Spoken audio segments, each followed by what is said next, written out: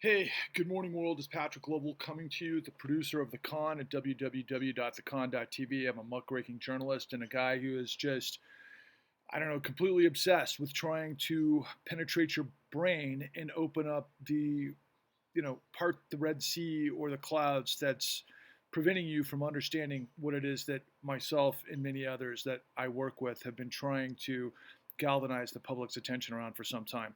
Look, President Biden will be giving a primetime speech, I believe, on Thursday, entitled The Soul of the Nation. We've heard him say it many times, but he's saying a lot of the same stuff I am as it relates to Trump. Now, if you've listened to these, and many of you are Trump supporters, I know you probably cringe and hate me for saying so, but you can't be against corruption and for Trump. Donald Trump ushered in a coup d'etat. The guy is just a criminal mob boss that's used all sorts of tricks and deception and thievery for his entire career, and he fell into the presidency because of the insane grift that created the scenario for him to actually get that opportunity, and because he had access to resources and some heavy players. And plus, he appealed to a lot of people, some deranged, some fed up, some, on all sides of, the spectrum of like, look, man, this whole system has buried us for decades. We got to give another guy a shot. And we did. And ultimately, Trump wound up being probably the worst expression, but the perfect expression for everything that we are. So when President Biden is going to gin up law and order, you got to keep this part in perspective. So the way I look at it is, look, Biden's been around a long time. We can debate about Biden's career, his 4 decades long situation in terms of, his involvement with credit card companies in Delaware and write-offs and all sorts of crazy ass maneuverings for tax filings for big money that supported him. Not to mention, of course, his involvement with, prison industrial complex and so forth. Yeah, we've already debated that. We've debated it for 40 years. Basically, Biden, to me, quite frankly, isn't the diabolical mastermind like several of the predecessors in the office of the presidency, most notably President Clinton, who ushered in absolute deregulation, and then, of course, Vice President Cheney, who took everything that, kind of transpired from the late 70s on, okay? And, we're in this madness because of the lack of law and order. So it's this simple. Our financial system set up a grift of unbelievable magnitude that took out the global economy based on a criminal racketeering enterprise. Our Department of Justice stepped in the shadows, gave them immunity, while our Federal Reserve ended up providing trillions upon trillions of dollars of liquidity to guarantee with the full faith and credit a criminal syndicate, of which Donald Trump was a part of. All of this madness is the outcome, is the consequence of everything that I have been revealing to you. You can't be a woman and against rape and be okay with the rape and pillage of our economic system that has destroyed the American dream. Now, you can whore yourself out to it, and that's your choice, but you can't have it both ways. If you're an African American and you're all in on systemic racism and PRISM, you can't be effective unless you understand the criminal rot and the looting by our financial system that actually is the tumor that leads to your suffering. You can't be a professional and basically beleaguered in, like we see all the time on Twitter from Rob Reiner, and basically be all in on the cannibalism of Trump, so to speak, in both directions, but then ignore the massive, massive criminal rot that is exponentially larger than Donald Trump. Donald Trump just got a piece of the action. That's what criminals do. The real action came from the biggest banks in our financial system, the largest hedge funds, the largest private equity, and then ultimately the largest asset managers, working by way of getting literally free capital from the Federal Reserve to backstop their looting. It's called control fraud. There is no law and order. The only law and order that exists is what the banks and the Federal Reserve tell us to do.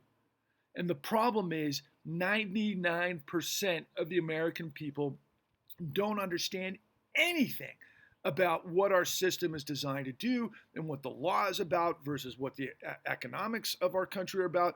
You can't be for capitalism and support this system because it's socialism for the freaking con artists and criminal enterprises that looted everything. You can't, as someone who hates capitalism, blame capitalism because this isn't capitalism. This is corporate fascism undergirded by a criminal syndicate. It's the largest criminal conspiracy and cover up in history that never ended.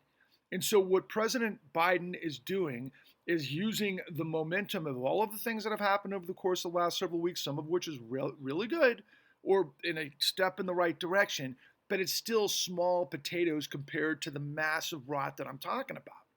And once he puts the flag on what the real law and order is, we're also getting a little bit closer, quite frankly, to a scary sort of deep state, configuration that a lot of you MAGAs are completely paranoid about, and quite frankly, justifiably so. But that doesn't make the Confederacy okay. That doesn't make white supremacy and, you using law and order for yourself to oppress everybody else. That's called fascism. If we want democracy, if we want the rule of law, you have to demand integrity. And you can no longer expect someone else to rise to the moment to save your dignity, your ability to function in this society in a way that's fair so that you can have an opportunity to provide for your family and future and retire and all of those things that seem to be under the umbrella of the American dream that has since turned into the American nightmare because the powers that be piss on your head and tell you it's rain. We're creating a massive, massive populist movement that's intended to be peaceful to march on the Federal Reserve on November 1st, 2022. There were 16 million filed foreclosures illegally by 2012.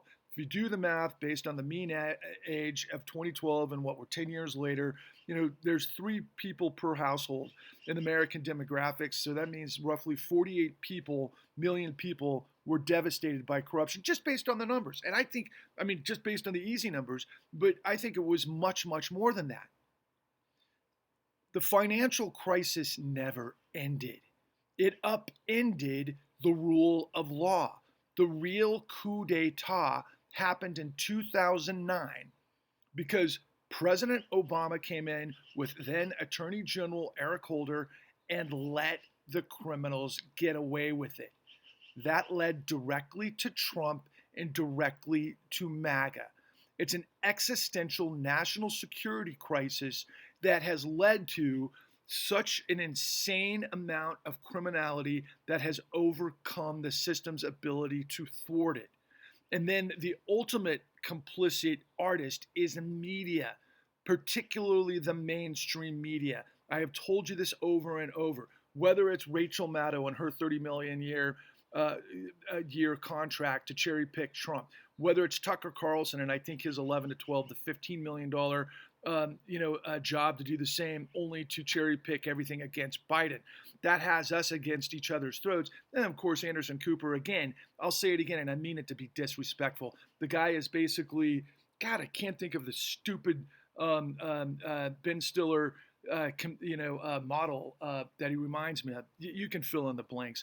The long and the short of it is they're all lying because they haven't told you this story. The New York Times buried it.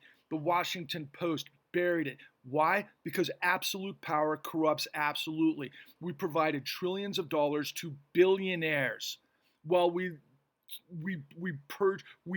bulldozed tens of millions of people with illegal documentation fraud in the courts by servicers and these villains that are basically, hyenas of madness at the bottom line that lied to basically steal the house and the asset to get paid because Federal Reserve policy allowed quantitative easing to get the so-called toxic assets off the books of our financial system to clear up lending so that they could once again do it for themselves. They've been doing it 13 years.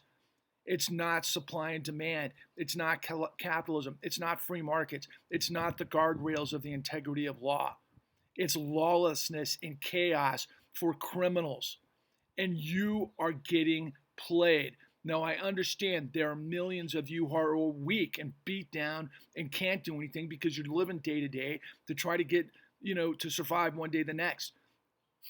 You got to freaking do it. You got to come out of your shell. You've got to join us. The millions of you who are on the downside of this and the millions of you who don't want to be a part of this need to join me on the Capitol, in our nation's capital on 11/1/22 in front of the Federal Reserve. We need millions of you. We'll try our best to get permits. We'll try to answer all of the questions about what's legal and what's not in terms of protesting. We have to do this peacefully because we've got to raise these issues above the noise of the midterm, which is just simply the duopoly, once again, that gives you a choice of the lesser of the two evils. And these two situations are ridiculous. You've got a choice between the new Confederacy, led by a freaking bumbling moronic criminal Cheeto in chief that is guilty of treason and everything else I told you, versus the system that created them, which I call the new robber barons. And honestly, if history is any guide, the robber barons always win. They're way smarter than the Confederates. But we've got to be the populist movement in trust busting to restore the dignity of law for everyone, for liberty and justice for all. And you know what it is? It's the clean New Deal. We can't achieve anything until we purge the rotting corruption that has just destroyed the American dream in all of its facets. I hope you'll join us. Onwards and upwards.